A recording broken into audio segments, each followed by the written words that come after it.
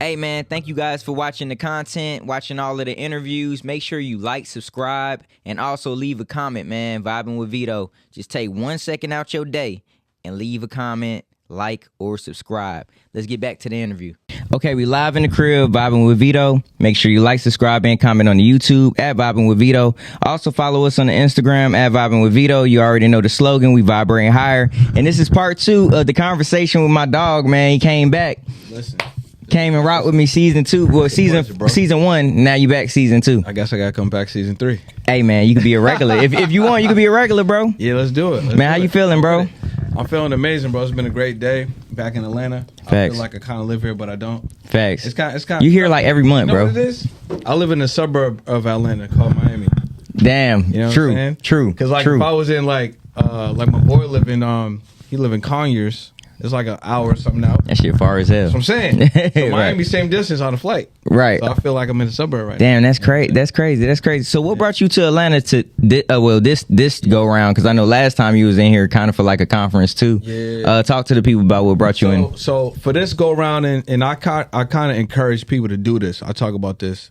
I'm at an event, but this event I'm at because I want to learn to tighten up a skill that I have, right? And a skill that I have that I want to tighten up on is speaking from the stage. You know what I'm saying? What's crazy is that we're all born with this gift to speak. We learn to speak when we're young, but we don't really realize that communication is really the highest form of monetization. Facts. If you can understand how to articulate your words, you can make a bag, bro. You can make 6 figures in 30 minutes, 60 minutes from speaking, and we can all do it.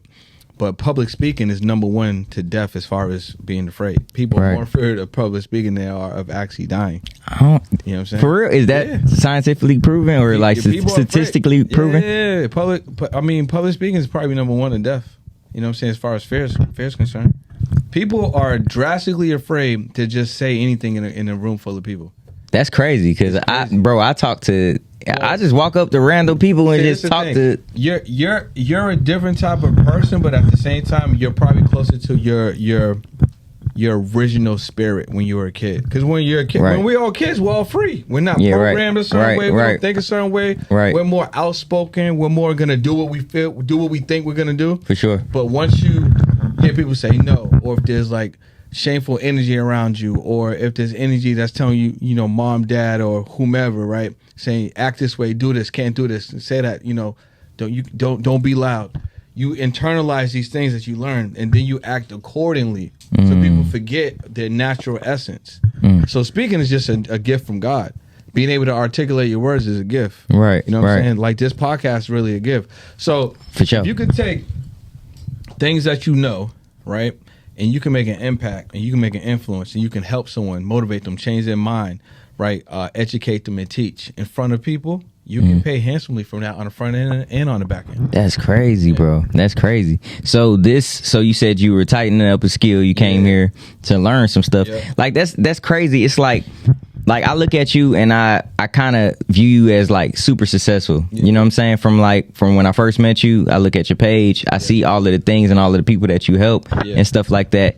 And to see you continue to like sharpen up your skill, that's dope, bro. Because a lot of people feel like, and I didn't mean to cut you off. A lot of people feel like once they get to a certain stature or like status, sometimes they feel like they kind of plateau out. You know what I mean? And it's like I don't need to learn nothing else. But nah, for you to continue to sharpen your skills, like that's impressive though. And so first, thank you. I gotta say thank you for that. So 2 things. One, it's good to continue to invest in yourself, but it's better to invest that money into one of your friends. So I could learn what I'm learning from anyone, but I'm learning from someone that I met in entrepreneurship and are happy to steward this investment into his business. A lot of us would rather not invest in people that we know, you know what I'm saying, and spend our money someone that we don't know, right? But I feel like, you know what? He's successful. He got an offer. I want to learn the skill set he has. I'm happy to pay him. You know what I'm saying? But that's a whole mindset shift. I mean, normally, if your friend got something, you want to get it for free or get it for a discount because you got the relationship. So basically, you want to exploit your friend. But you'll pay a stranger the full boat or whatever they want with no hesitation. That's crazy, bro. And it's crazy like that, right? That's crazy. So I wanted to learn I'm learning how to sharpen up my speaking skills and be able to articulate my words on whatever forum I am when it comes to speaking, because I've been able to make 5 figures speaking at one time, whether I'm pitching an offer or guessing on someone's stage. And this is just naturally, just from like me, untrained, just talking. Right. You know what I'm saying? Just basically getting myself at a level where I can articulate. But what happens when I sharpen that skill? I use frameworks, I use strategies, I use formulas, I use tools. You know what I'm saying? I'm going there intentionally. It's kind of like when I used to hoop. I know what moves to use at a certain, you know what I'm saying? He talking that hoop game like he just was fire. I don't hoop no more. Right. When I used to hoop, it's like, okay, like if a defender's on me from a certain position, you know, certain angle, I know what move to do to get to my spot, to get a shot off. You know what I'm saying? And once I get myself in position to now get the shot off, I know what shot I can choose in this particular, you know, position, or I have the creative ability to change a shot, you know, while I'm creating a shot. And that's the difference when you actually learn a skill and master a skill, and you actually go to a spot where you're good at. Like I'm on a stage. Now the stage is your playground, because you know you're like, okay, there's 50 people, 100 people, 1,000 people out here. They don't know what I got, and all these other speakers are just going out to speak. Right. They don't really got a frame or formula, or if they do, they don't got all the tools I got in my bag. Damn. I'm about to go have fun with this, right? So then when you get out there, that's how you literally can turn like a space where you maybe you're not pitching, or a space where you can't pitch, or a space where, you know, like maybe it's a panel, but you know what to pull out. So when the panel's over, people still gonna want to spend money with you. You know what I'm saying? And you can make 5 figures, 6 figures from speaking on a stage on what you do, or how you can impact someone or get someone to change their emotions. And they'll pay you for that. That's crazy. It's crazy, bro. That's crazy. I mean, a couple of the people that I've been, you know, I learned from, I've seen them make 6 figures, 7 figures from the stage, 45 minutes, bro. 45 minutes? Bro, that's crazy, bro. That's crazy. It's a high level skill, bro. I mean, that's dope. And it's crazy, like going back from when I first met you, I saw a video where you were like speaking to a crowd. Okay, yeah. You know what video that was? What was it? You had on a white shirt, bro. You was like, and it was like a bunch. It was like probably like, let's just say like 50 to 75 people in that room. Yeah. And you were like, I was like, bro, my man doing his thing. Yo, I inspired to do things like you that. You can do that, bro. But again, bro, I'm fresh off of like, I'm gonna keep it a bean. I'm fresh off the streets, bro. Like I'm coming from just being an artist to jumping into this, and now I'm fully taking this super serious. How many episodes you got? Out or like done. That I shot? Done. How much? Nah, one. We're at 145. That's done. But professional. You're professional. Facts. So Thank you, bro. You had 145 episodes. You're 118 out though right now. Like 118. Yeah, but you gotta count the reps. Facts. So you released 118. Cool. Right. But you've done 145. Right. So you're professional. Yeah. Facts. You're professional. Yeah, I mean, I don't know if you fancy yourself as a podcaster or whatever you call yourself, but you're professional in this space. Right. So that's how you need to carry yourself. I care. I'm doing that now, but I'm saying like even from like how I was telling you, like it's impressive that you're sharpening your skill, and you're all the way up here already.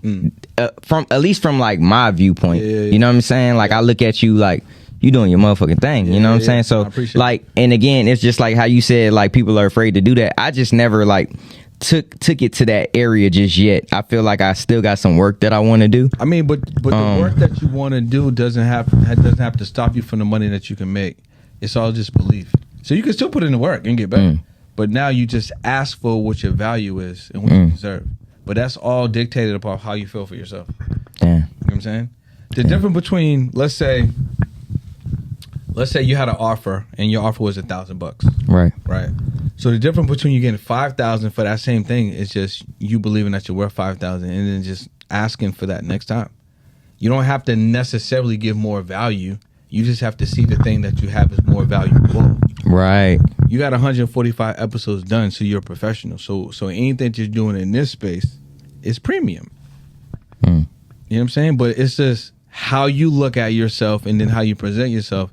A lot of times people don't, let's say, make the money that they want to make or ask for the things that they want to ask, not because they're not as valuable, it's just they don't demand it. You know what I mean? Like, if someone's willing to pay you $5,000, then that's what your worth is. It's only worth less if you say, yeah, then it's 1,000 or whatever it's going to be. Damn. You know what I'm saying? That's dope. Like you could do the same speech. Let's just say, because we're talking about speaking, you could do the same speech or sell the same product. Let's just say there's this person versus this person.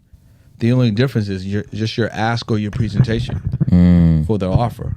Facts. You know what I'm saying? Facts. If you're like, yo, it's 500, then that's what it is. If it's 5,000, then that's what it is. And nobody can really say nothing. They either gonna pay it or not. Yeah, and all you gotta do is deliver on the ask. You deliver on the ask, and it is. I mean, and you're gonna get better. So it's not a perfect situation. Like even, let's talk about Trump, for instance, right? Mm-hmm. Trump has strategy or not, because probably some of them were strategy and some of them probably wasn't strategy. He has multiple failed businesses that went bankrupt. Right. But that didn't stop him from having a business that was successful and, having a business model that made him a billionaire, whether or not he got seed money or not. Facts. A lot of us would not even start because I seen this yesterday. Somebody put up a TikTok of like all his failed businesses. I guess he's trying to paint the narrative that he's a failure or something. Failure, you know what I'm saying? Right. And maybe it's maybe it's not. Maybe she was, maybe she didn't. But how I processed it was like she ran off probably like 15 different businesses that he did. Most of us won't even start the one that we said we're gonna start. We've been holding on to for years. We won't even fill out the paperwork for the business. He's over here filing bankruptcy just to start over and not have the liability. You know what I'm saying? Because if you file bankruptcy, you don't have the liability no more. On the business, and you can literally start a new business. 100%. You can go right to the same businesses. I mean, you can go right to the same banks where you got the money for the failed business because it's a whole different business. It's a whole different EIN, whole different business name, all of that. Damn, that's crarazy. Yeah, that's what I'm saying. I mean, and let me piggyback off of that. Like, I agree with you wholeheartedly when you say like, people won't even start their one business, but will be quick to kind of judge you on like what you didn't exceed at, you know what I'm saying, or succeed at, you know what I mean? And it's crazy, bro. I mean, but speaking of Trump, I know, I mean, the president election was yesterday. Can we talk about that? 47, let's get into it. I mean, where's your mind frame when it comes down to that? Like, how do you feel about like this next year and this next 4 years, and where do you think the economy is going? Well, I mean, I'm gonna talk a little bit from my perspective, and I'm gonna just talk about just outside of my perspective. Let's go. You know what I'm saying? I'm not the most educated on his policies. I'm not the most educated on, where his direction is gonna be, but I can read the energy. And energy wise, like the economy up, you know what I'm saying? A group, a high group of people are excited, you know what I'm saying? The energy is shifting, right? So I feel like for morale in the country is higher right now. The morale's higher. Because technically, before he, won, right, the stocks was down. The energy was kind of like, it wasn't exceedingly high. So I think that just from that perspective, sometimes face value matters a lot. You know what I'm saying? Like, so energy wise, I feel like right now it's not bad at the moment. Personally, I feel like you gotta focus on things you can control. I can't control who the president. That's not gonna have any bearing on my life, my particular life. Your particular life. Facts. I'm not saying no one else. Facts. I agree. I can still go out and improve myself. I can still go out and grab them skills that I feel like I don't have. I can still go out and learn something I don't learn to change the trajectory of my family. You know what I'm saying? I can still, like get better mentally, spiritually, physically, you know what I'm saying? Like there's still things that I can 100% control within myself, and no matter who's in office, that's always our personal choice. Now, are the policies going to have an effect on some people? Yes, you know what I'm saying? Are there's always going to be politicians saying they're going to do something else? 100%, because they all got agendas. Right. You know what I mean? But we have to control the things that we can control, and I feel like locally, those are the things that will have a little bit more bearing on our lives impact right now. Absolutely. Even though nationally there's always going to be some policies and some law changes that will have an effect, but you have to still control what you can control. And what we can control, I didn't mean to cut you off, what we can control is where we're at. Yeah. I was telling my mom that too today. It's like, because like in the air, the atmosphere, like everybody wanted Kamala to win. Like, brown people, black and brown. Well, I don't want to say everybody. Yeah. Majority of women and like I would say like a medium amount of guys, black men wanted her to win. Yeah. She didn't accomplish that. Yeah. So we can't say that in 100 days that she was campaigning, we can't say that she didn't do an amazing job. Yeah. I feel like she did. I feel like she tried everything that she can possibly do in that 100 days, even from raising close to $1 billion, getting that up to have your campaign ran the way. I think it was kind of flawless in her sake. Yeah. But let's shift it. I feel like the real reason potentially why she probably lost and didn't really have like the morale of everybody is because, number one, I feel like Joe Biden didn't endorse her the proper way. He jumped out there and said, "Hey, I'm your candidate. You guys are I'm gonna fight Donald Trump." And you went out there on the first debate and you stinked up the place. Yeah. I'm just keeping it a bean. Yeah, fact. He went out there, he was mumbling and shit. and all that was all Trump's base needed to see. Yeah, fact. And one thing about I think I was talking to Darnell. One thing about conservative people, they don't give a damn. They're gonna stick with their buddy. Mm-hmm. Like, we want Trump, we gonna still go and vote for him. Oh, you said this, you said. They don't give a shit. Yeah, they just want they just want their person. Yeah. Us, we gotta feel and oh yeah, I feel like this is they talking to me. Like, we gotta feel. And that kind of swayed the vote too, because a lot of people stayed their ass at home because I guess they didn't feel what the message was that they was getting across. You got to look at the economy right now. Everything's high. Everything. Inflation is up. You know what I'm saying? People are looking at their pockets right now and saying, "Damn, I can't buy this that I really want. I can't eat at this place. Damn, I'm struggling to put gas and I got to work 2 jobs." So I feel like, again, what she did in 100 days was that was great. If she would have started in the beginning, had a run. She would have had a better chance 100% at winning. Because think about that, like 100 days and you did that. Mm-hmm. Well, the thing is also is like, I feel like if she would have put herself if she would have went on the same podcast, because I said this on actually earlier at the workshop. Let's do it. But I was talking about how podcasts are leveraged. Facts, right? Absolutely. So both of them ran their campaigns, even though they did town halls and they did rallies. They pretty much ran their campaigns on podcasts and streaming 100% sites. So podcasting helped Donald Trump get reelected, and actually helped Kamala become infamous. You know what I'm saying? So you gotta look at it like that. If I was her, I think the 2 things that her campaign team dropped the ball at is, one, I would have won on every single podcast he went on. Facts. You know what I'm saying? From Joe Rogan to everybody. Just to give that counter reaction. Yeah. He said this, now I'm gonna say this. I wouldn't look for different ones. I would go on the exact same joints. And also go to the ones that she went to, because she went to Shannon. Yeah, she went to Shannon Sharp. Yeah. He didn't go to Shannon Sharp. You know what I mean? So I would have still played that, but also would continue. And then the other thing I would do is I would have made sure she answered questions. She didn't really answer no questions, bro. She answered no hard questions. She had a lot of talking points that she stayed on, and I felt like sometimes politicians can be too political. You know what I'm saying? Like, if someone's asked you, okay, what's your plan for XYZ, and you dancing around it every single time, you're not building confidence with someone that was going to vote Trump, that may be kind of like in the gray. I'm not really sure if I'm going to vote Trump. But you ain't give me a reason to vote for you other than you're not Trump. Maybe that's not enough to get that vote. But if you would have answered the question confidently, and even if it was a lie, even if it was political, but you answered it confidently and made me believe you were going to do that, she would have turned some of those gray areas over to blue. Yeah. Right? Some people are like, well, you know what? The felonies and all the stuff that, that's he might crazy, have said about, though. all that stuff, right? Facts. But he's confident in his answers, or at least I feel like he's more confident. And I feel like the economy is going to be different. You know what I'm saying? Like, there's just certain things. It was just like, facts. It ain't Trump, so I'm going to vote for this person. Right. So, like, she could have been anybody. You know what I'm saying? It wasn't like Kamala Harris. I mean, yeah, I like what you're saying. She's a woman. Facts. And she's a woman of color. But honestly, Like, if Hillary would have ran again, she probably would have had a better chance this time than the first time.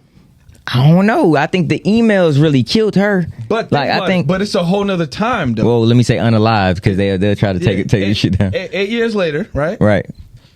But she actually speaks like someone that could be a president. You know what I'm saying? Like, Kamala does a lot of like dodging and dancing, and you know what I'm saying? I feel like, or like Michelle Obama. Hey man, hold on. You know if Michelle Obama would have ran, she would have won. She would have won by a landslide, bro. Think about this: Michelle Obama, and then Obama, the VP. Come on, bro. That would have won. That would have won, bro. They wouldn't have even needed 100 days. So they would have needed 30 days. So if the Democrats really wanted to win, that's the ticket. That would have been the ticket. But you got to think about it. They probably Michelle and Obama. Man, Michelle and Oprah or something. That would have been the ticket, bro. Imagine Oprah out there like, you get a car, you get a car. You like that shit would have been crazy. If you want to win with strategy, put some people in the seat that people actually have some feelings for or can actually galvanize. Kamala has she had no chance against Trump's branding and his marketing. When they said that she was at McDonald's, he went to McDonald's and did a skit, bro. He did a meme at McDonald's. Like everything that they said that she did or shouldn't do, he did a marketing tactic around that, bro. Yo, yeah, Trump was crazy with. He diabolical with the marketing, bro. Ah man, he was selling his mugshot shirts, bro. Yo, he's smart. It's crazy, bro. There's merch stores in certain cities that are just all Trump. I remember when I went to I had to go to, what city was it? I think Arizona. I mean, I don't know. I had to go renew my global entry. So I had to go into some random city, wherever Tombstone is. It might be in AZ. I don't know. Anyway, it was close to, I don't know where it was, but Tombstone's a city in XYZ state. Mm-hmm. So I had to go to Tombstone. I'm driving through Tombstone. They got a whole Trump merch superstore. Number Trump, you know what I'm saying, paraphernalia. Bro, it's hard to win against someone whose branding is super strong. That's why, like, I'm really surprised, like, those Hokas. You know that sneaker brand Hoka? Mm-hmm. And the other sneaker brand QC or whatever? Yeah. I'm so, like, impressed that they were able to infiltrate, like, the sneaker category that's dominated by Nike. Mm-hmm. It's very hard for a sneaker brand just to come in there and get a market share. Mm. You know? Mm-hmm. So if you got someone that not a lot of people know, but because she had the VP seat, now we can kind of actually know her, even though she's not saying a lot. And then she kind of gets thrusted out in front of us like, this is the person that you can vote for. But she doesn't have a strong brand. It's hard to go against someone with a strong brand, whether you like them or not. Like, that branding is a thing. Yo. Facts.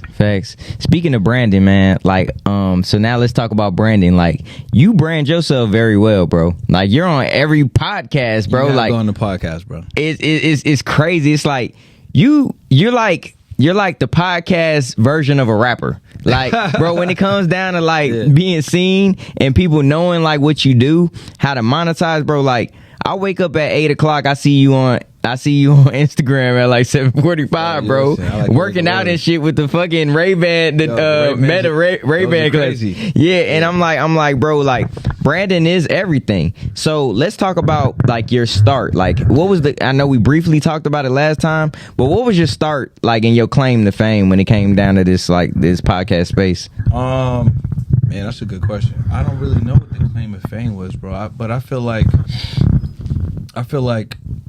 my angle is different, you know, because I feel like most people, when they think about podcasting, they think in monetization specifically, they're like YouTube money. Instagram. I'm gonna get a brand deal. Yeah, I'm gonna get a sponsor. That's it. Like, that's how they think they're gonna get money. My whole thing was like, that's how you get money later, but how do we get money? How do I get some money today, this week, like with this, right? And so that's been my whole thing, like getting awareness about how you can go about productizing your show and the different ways you can make money with a podcast. And then if you are someone that has a proven offer, something to kind of give to the world, how you can use these different platforms to amplify your message, and that you should not take smaller platforms for granted. Because if you're like, oh, I don't want to go on that platform because they only got a couple of 100 views or whatever the case is, then you're really disrespecting yourself. You don't see your own personal value because what's some of the most important aspects of a podcast? The clips. Mm-hmm. But those clips can go crazy, right? So I don't care if the platform got 10 views or if it just started. I'm going to show up. I'm going to give value. I'm going to say my talking points when we talk about speaking. So I know how to control the audience. I know how to use my tonality. I know what to put an emphasis on. I know how to, use my body language. I know how to pitch and catch with the host or whatever. So I'm in control of the post content that comes out of the podcast that can still help me grow my personal brand. There you go. So it's like people missing out on that. So I'm going to go on. I'm going to just keep going on stuff. Like, that strategy I talk about, the 52W, one podcast a week for 52 weeks. That's 52 platforms if you didn't even try. That's 30 to 45 minutes, maybe an hour a week that you're going to invest on your invest on your brand or your business. So if people aren't willing to do that, that's crazy. They slapping themselves in the face. Yeah, and that's if you're going very, you're not even investing that much. You're I'm going to take it easy. Right? What happens if you just 2x that? You went on 2 shows a week intentionally. That's 104 different platforms. You don't think you're gonna get better at speaking? You don't think more people gonna find you and know you? You don't think if you stuck at content creation, how you're gonna have all this content that you created that you can just repurpose? You don't think that YouTube channel is gonna grow? You don't think that you won't sell more stuff, or you grow an email list, a text message list? More people gonna know you. You be like, yo, they gonna feel like, oh, yo, that's homeboy from, yo, you did the thing. Yeah, right. Bro, it's going to happen by default. So I think, my claim to fame was just kind of maybe locking in on that, teaching podcasters how to get to the bag and, entrepreneurs and business owners how to leverage this space so they can actually make more money. Facts, bro. I forgot to ask you my intro question, bro, because we just jumped right into it. How big would you dream if you knew you couldn't fail? I would just keep dreaming. There's no failure anyway. Let's go. Failure don't exist. Failure is a construct in your mind. As soon as you fail, as soon as you're damn, as soon as you put a bar on what failure is, then it's always gonna be there.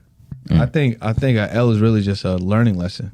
I was looking for that answer. You know what I'm saying? Yeah, facts. You got it. What I win? Facts. You did your thing. You ain't win nothing, but you did your thing. I'm waiting for the cash app. Hey man, where's the cash app at? Man, I got you. If you could tell your younger self anything, what would it be and why?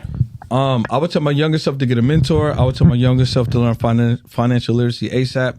I would tell my younger self to write a book and tour on the book. And I would just tell my younger self just to pay attention to what you're hearing, what people feel like they need help with, and then turn that into a skill set and an offer and monetize it. Dope. All the things that people are afraid of, all the things that people are afraid of, or things that people that need help with, for real, those are things those are multi-million-dollar brands or offers. Yeah. Damn, that's crazy, bro. And it's just math, bro. If you got something that costs $1,000, you need to sell 1,000 of them. It's $1 million. 1,000. How many people in the world? How many people just in our city? You most definitely can sell 1,000 of them shits. You know what I'm saying? What if you have something that costs 500? You need to sell 2,000. But what if you have something that costs 2,000? You need to sell 500. Damn. What if you have something that costs 20,000? You just need to sell 50. You know what I'm saying? You know what I'm saying? It's right. It's the math don't lie. So when you see the numbers and your mindset grows, you're like, oh, it's just an equation to solve. Right. So we was in school, it's we would see these crazy equations and you're like, well, how you solve that? That's the same thing as you strategizing something in your business right now. Right. It's just an equation. So if you figure it out, now you just reverse engineer how you get there. The result is going to be the result. If you reach out to these people, you close this rate, and this costs this much, this is going to be what you get. And then how long is it going to take me, or how many people need to see what I have going on for me to close at this rate so I can get that result?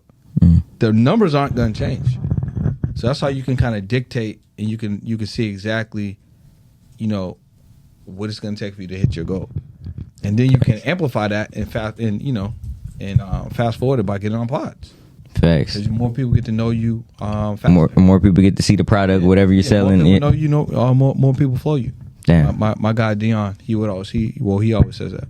Damn, that's dope. That's dope. Man, tell the people where they can find you, man. Listen, y'all can find me at It's Brendan Boyd, all platforms. When's this dropping? Tomorrow, nigga. It's dropping tomorrow? Yeah, because I mean, we done talked about. Oh, listen, all right. I can't not drop this tomorrow. Right, I mean, since you dropping this tomorrow, if you want to take advantage of a 5-day challenge I got, we're gonna teach you how to master your message, market your message, structure your message, fund your message, and monetize your message. AudienceGrowthChallenge.com. You can grab the $97 ticket, or if you want to take advantage of a raffle, I'm gonna give a pair of Meta Ray-Bans away for free. You can buy the VIP ticket if you want. But go to AudienceGrowthChallenge.com. A link will probably be below. Let's get it. And I got something for free. Send me the link. Send me the link bet. so I can put it in. And matter of fact, I'm going to send you the affiliate link. Let's do it. Every ticket they buy, you get 50%. All right, say less. Say less. We're going to rock off like that. And if you guys want something for free, because free is cool too. Free is cool. Right. Go to 100kpodcastprogram.com. It's a free podcast program. I'm teaching you this strategy called the pod close. It's how you can close a 4 or 5 or even a 6-figure deal leveraging podcasting. I would learn that skill. Facts. And it's for free. So just go to 100kpodcastprogram.com. You heard him. What was it again? Say it one more time. 100k podcastprogram.com. But spend 5 days with me. AudienceGrowthChallenge.com. That's December 9th to the 13th. Let's get it. Let's get it, man. Yeah. Thank you for coming vibe with Veto, man. And this is fire. Yeah, facts. I feel like I need to come back once a month. Give me a segment, bro. Bro, you can't, nigga. I got you, bro. Give me a segment, bro. I got you, bro. If you come back once a month, we'll you know what I'm saying? I need a something that's in line with the brand. You know what I'm saying? I mean, you vibing, bro. You vibing. You just be chilling, talk about what you do. There you go. There you go. Hey, man, thank you for coming, though. It's been another episode, Vibing with Veto. Make sure you like, subscribe, and comment on the YouTube at Vibing with Veto. You already know the slogan. We vibrating higher, and we gone. Let's get it.